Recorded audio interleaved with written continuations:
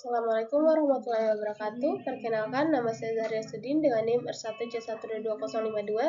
Ya, jadi di sini saya akan mempresentasikan hasil dari review saya yang berjudul persebaran batuan reservoir dangkal menggunakan data log, resistivitas, dan geolistrik sounding dengan konsep anisotropi pada formasi ledok lapangan PNJ, zona Rembang, Cekungan, Jawa Timur. Jadi pertama itu di latar belakang, artikel ini membahas studi eksplorasi hidrokarbon pada lapangan PNJ dan Danilo, Cekungan, Jawa Timur Utara, salah satu wilayah tua penghasil minyak di Indonesia yang kini dikelola oleh masyarakat. Penulis menyoroti masalah kurang optimalnya pemanfaatan sumur-sumur tua karena hanya mengandalkan peta struktur warisan Belanda. Untuk itu, penelitian ini menggunakan metode geolistrik sounding dan data log resistivitas yang dikombinasikan dengan konsep anisotropi guna mengidentifikasi litologi dan zona reservoir potensi formasi ledok. Nah, untuk tujuan penelitian ini, tujuan utama penelitian ini yaitu pertama untuk menentukan kondisi bawah permukaan berdasarkan sifat kelistrikan batuan.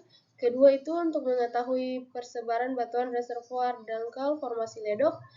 Dan ketiga itu untuk menentukan kisaran nilai resistivitas dan arah penyebaran reservoir.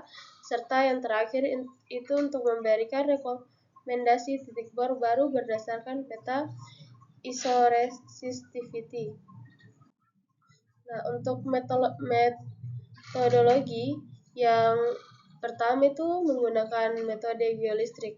Metode yang digunakan itu yaitu adalah vertical electrical sounding atau VES dengan konfigurasi Schumberger.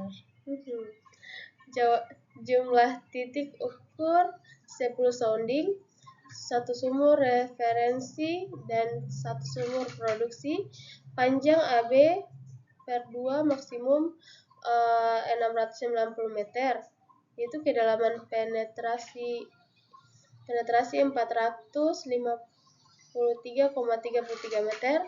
Parameter yang diukur itu resistivitas longitudinal dan transversal. Metodologi kedua yaitu data pendukung. Poin-poinnya itu ada data resistivity login digunakan untuk menentukan fluida reservoir. Ya, terus data litologi cutting digunakan untuk kalibrasi hasil sounding dan juga analisis menggunakan persamaan Darzouric untuk menghitung tahanan jenis transversal dan longitudinal. Dan metodologi yang ketiga itu analisis anisotropi. Itu konsep anisotropi digunakan untuk memahami variasi nilai resistivitas terhadap arah pengukuran sehingga dapat menggambarkan heterogenitas media bawah permukaan yang berlapis. Untuk hasil dan pembahasan.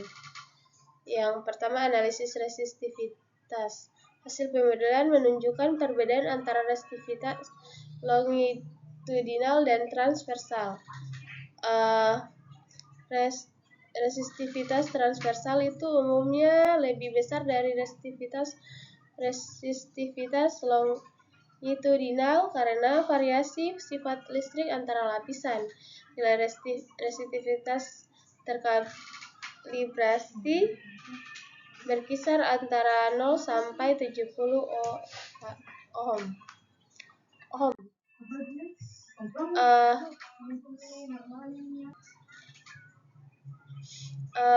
Yang kedua, pemodelan resistivitas medium. Nilai resistivitas rendah menunjukkan lapisan berair, nilai sedang menunjukkan batu lempung atau napal, dan nilai tinggi itu menunjukkan lapisan batu pasir gampingan, interpretasikan sebagai batuan reservoir hidrokarbon. untuk yang ketiga itu pemodelan litologi. Ditemukan 7 jenis litologi bawah permukaan. Yang pertama soil, kedua batu gamping pasiran, ketiga batu pasir napalan, keempat batu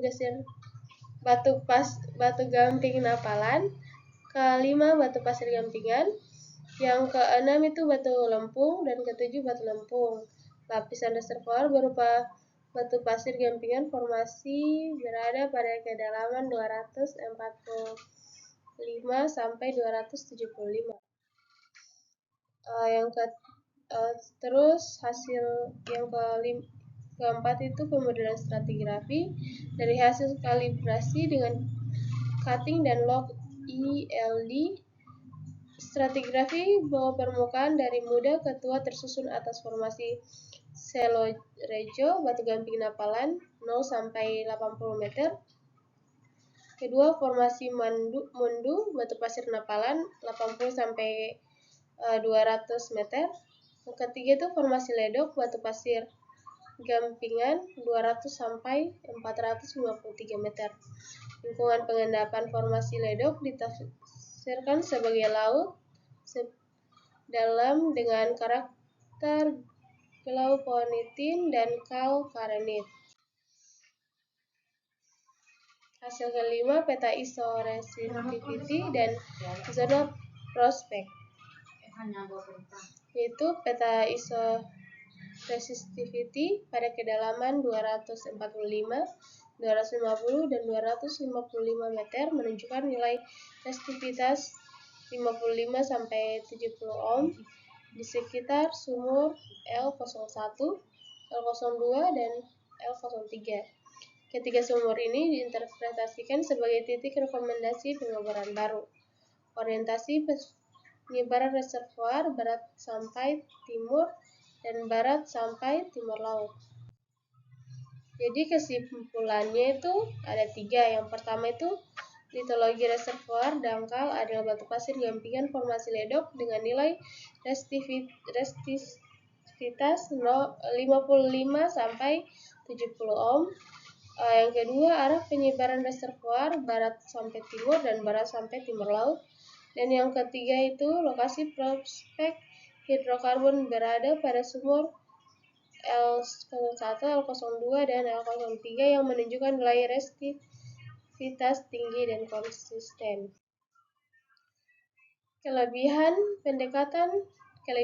yaitu pendekatan multi data membuat hasilnya kompresif. Terus penggunaan konsep anisotropi merupakan keunggulan metodologis yang jarang diterapkan dalam studi lapangan tua, dan juga pemodelan 2 dimensi dan 3 dimensi membantu visualisasi spasial reservoir secara jelas. Kekurangannya itu jumlah titik sounding relatif sekitar 10 titik sehingga interpolasi data masih terbatas. Terus analisis petrografi tidak dilakukan sehingga identifikasi batuan bersifat makroskopik, dan juga tidak ada validasi produksi aktual dari sumur prospek untuk menginformasi kandungan hidrokarbon. Jadi sekian, terima kasih.